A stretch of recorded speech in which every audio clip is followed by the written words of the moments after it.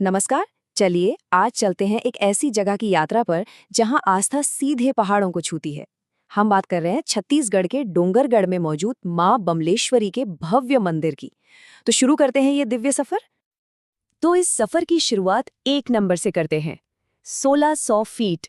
जरा सोचिए, इतनी जबरदस्त ऊंचाई पर बना एक मंदिर। जी हाँ, यही वो शिखर है जहां मां बमलेश्वरी विराजमान है। लेकिन सवाल ये है कि आखिर इतनी ऊंचाई पर ऐसा क्या है? वो कौन सी शक्ति है जो हर साल लाखों लोगों को इस मुश्किल चढ़ाई के लिए खींच लाती है?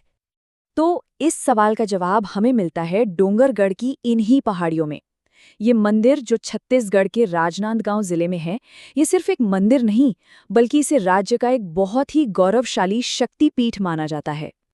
यहाँ आकर ऐसा महसूस होता है जैसे आस्था और प्रकृति एक दूसरे में पूरी तरह से घुल मिल गए हों।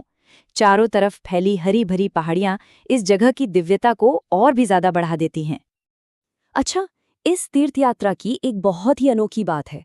यहाँ दर्शन की जो परंपरा है वो एक नहीं बल्कि 2 मंदिरों को एक साथ जोड़ती है, और यही चीज इसे एक बिल्कुल अलग अनुभव बना देती है।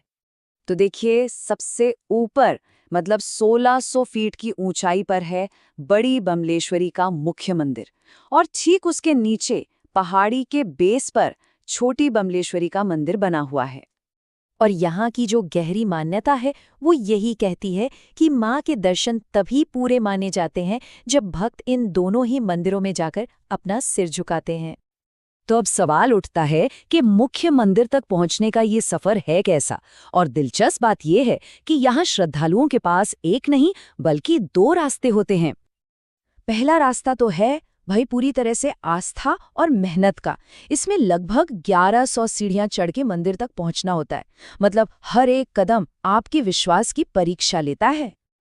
लेकिन अगर ये मुश्किल चढ़ाई नहीं करनी है तो एक दूसरा रास्ता भी मौजूद है। जी हाँ, दूसरा रास्ता है रोपवे का, और ये छत्तीसगढ़ का इकलौता रोपवे है। स्थानीय लोग तो इसे प्यार से उड़न खटोला भी कहते हैं। ये सिर्फ सफर को आसान ही नहीं बनाता, बल्कि पहाड़ों के शानदार नज़ारे दिखाते हुए सीधे आपको मंदिर तक ले जाता है। चलिए, अब इस फिजिकल यात्रा से थोड़ा आगे बढ़ते हैं और मंदिर की आत्मा में उतरते हैं।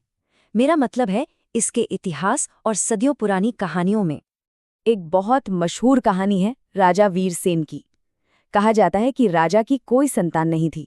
उन्होंने शिव पार्वती की बहुत कठोर तपस्या की और उनकी प्रार्थना सुन ली गई।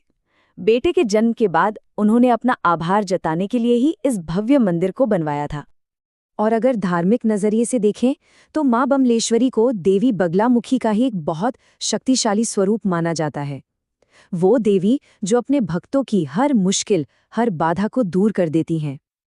अच्छा, अब बात करते हैं उस समय की जब ये शांत और पवित्र जगह एक बहुत बड़े उत्सव के केंद्र में बदल जाती है। जी, हम बात कर रहे हैं नवरात्रि के पर्व की। इस दौरान यहाँ का जो माहौल होता है ना, वो तो बस देखने लायक होता है। लाखों, सही सुना आपने, लाखों की संख्या में श्रद्धालु माँ के दर्शन के लिए यहाँ उमड़ पड़ते हैं। खासतौर पर चैत्र और क्वार नवरात्रि के समय तो यहाँ का नज़ारा ही कुछ और होता है। बड़े बड़े मेले लगते हैं और सबसे खास होती है ज्योति कलश जलाने की परंपरा। जरा सोचकर देखिए, हजारों दियों की रोशनी से जगमगाता माँ का दरबार। वो नज़ारा तो बस दिल में बस जाता है। तो आखिर में हम यही कह सकते हैं कि डोंगरगढ़ सिर्फ एक पहाड़ी नहीं है, ये तो एक संगम है। एक ऐसा संगम जहां आस्था, इतिहास और जश्न सब एक साथ आके मिल जाते हैं। और ये हमें एक बड़ी सीधी सी बात याद दिलाता है कि जब विश्वास पक्का हो ना, तो कोई भी पहाड़ बहुत ऊंचा नहीं होता।